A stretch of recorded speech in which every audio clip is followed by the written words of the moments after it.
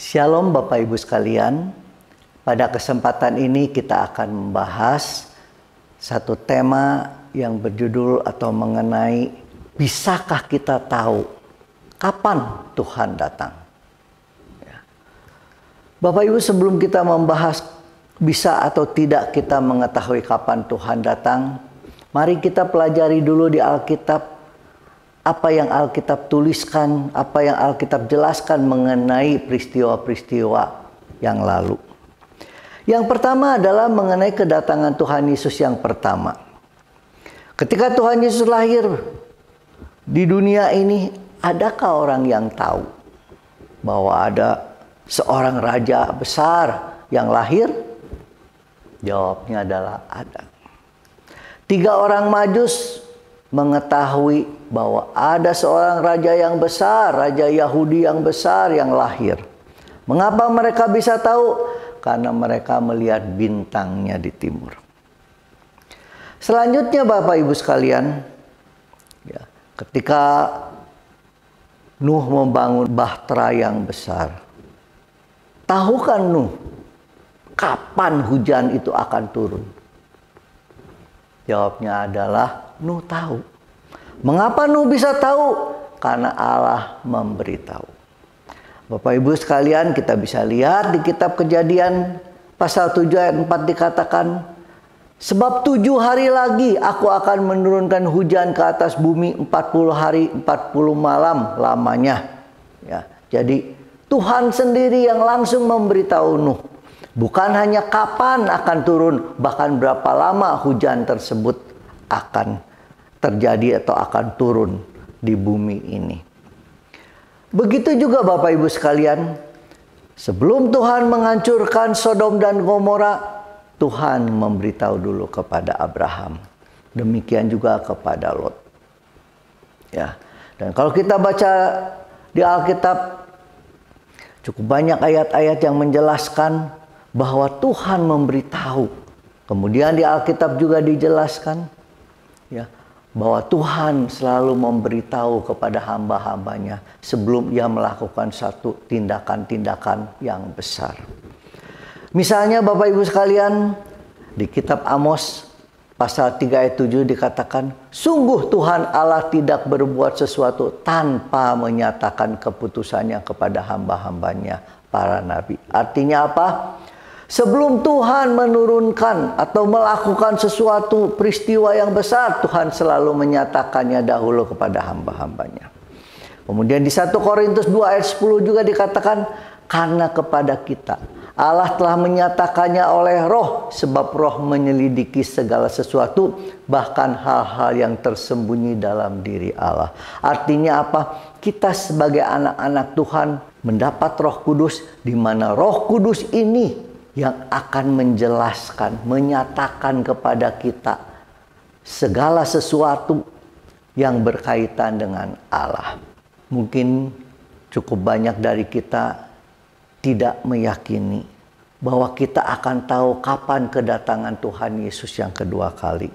Mengapa? Karena di Injil Matius pasal 24 dijelaskan, kita baca, tetapi tentang hari dan saat itu tidak seorang pun yang tahu, malaikat-malaikat di sorga tidak, dan anak pun tidak, hanya Bapa saja.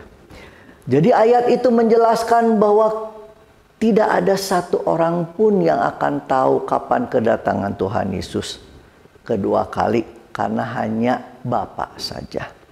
Namun Bapak Ibu sekalian, jika kita lihat ayat ini di bahasa aslinya, kata hanya di ayat tersebut berasal dari kata eime yang artinya if not, jika bukan.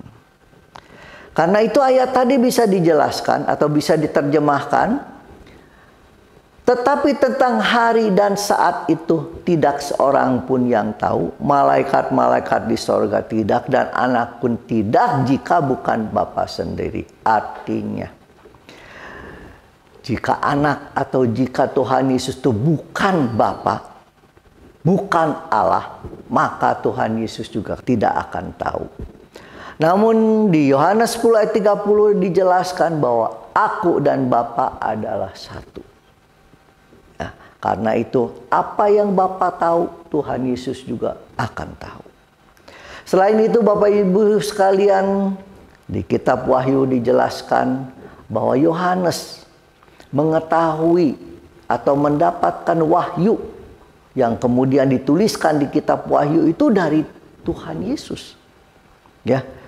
Di ayat 2 ditegaskan lagi bahwa apa yang dia terima itu adalah kesaksian yang diberikan oleh Yesus Kristus. Ya. Jika Yesus Kristus bisa bersaksi, tentu Yesus Kristus juga tahu hal-hal yang berkaitan dengan akhir zaman.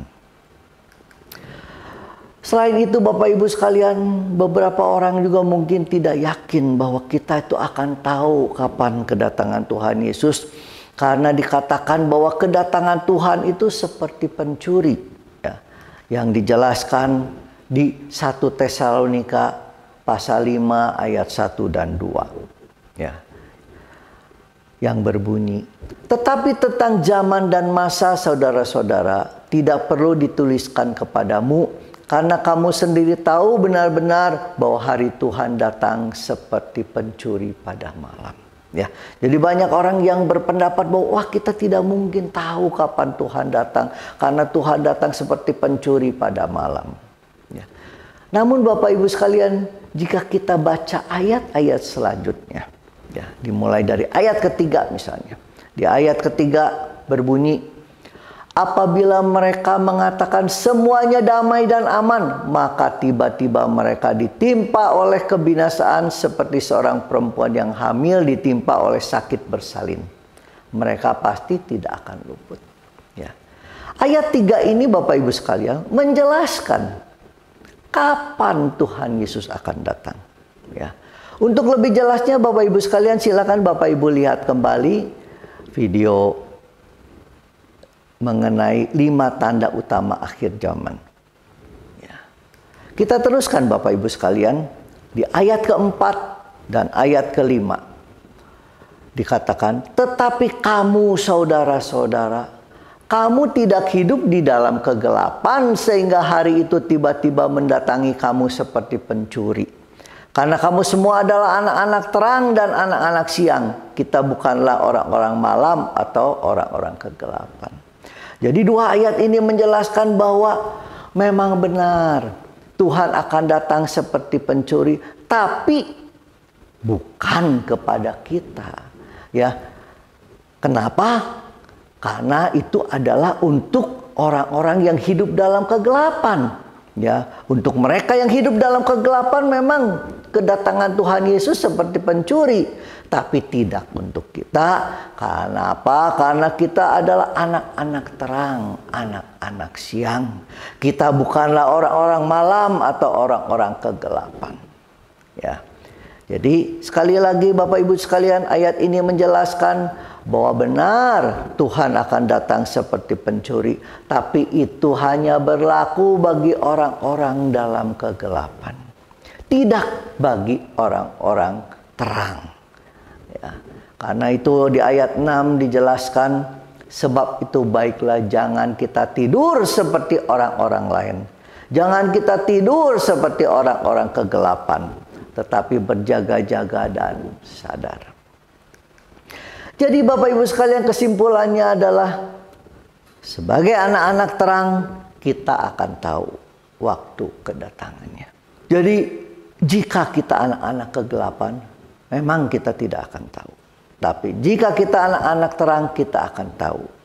Namun itu bukan berarti jika ada sampai hari ini mereka yang tidak tahu, maka mereka ini anak-anak kegelapan. Tidak. Kenapa? Karena ada waktu Tuhan. Ya, ada waktu Tuhan. Ya.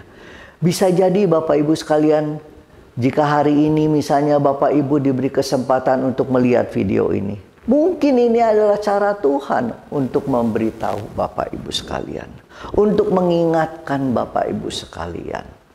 Karena itu Bapak Ibu sekalian, mari kita persiapkan diri. Ya. Mari kita melakukan apa yang disampaikan di 1 Tesalonika 5 ayat 6. Sebab itu baiklah jangan kita tidur seperti orang-orang lain. Artinya Baiklah, kita jangan seperti orang-orang kegelapan. Kita jangan seperti orang-orang dunia ini. Kita jangan hidup dalam kedagingan. Kita jangan melakukan hal-hal yang tidak sesuai sebagai anak Tuhan. Justru ayat ini mengingatkan bahwa sebagai anak-anak terang, kita harus hidup sebagaimana semestinya kita anak terang. Kita harus menjaga kekudusan hidup kita. Kita harus menjaga setiap tingkah laku, perbuatan, bahkan ucapan yang ada di hati maupun di pikiran kita. Di King James, kata berjaga-jaga itu menggunakan kata watch. Artinya apa? Mengawasi, memperhatikan. Ya, artinya saat-saat ini kita tuh harus terus melihat perkembangan dunia ini, terhadap apa yang terjadi dalam dunia ini. Ya. Dan selanjutnya dikatakan kita harus sadar. Ya. Atau be sober. Artinya apa? Kita harus sadar dan waspada. Ya. Demikian Bapak Ibu sekalian, kiranya apa yang kita bahas ini bisa menggugah kita untuk lebih mempersiapkan diri, untuk kita menyediakan waktu lebih untuk memperhatikan perkembangan dunia ini, untuk membuat kita lebih rajin lagi membaca Alkitab. Amin.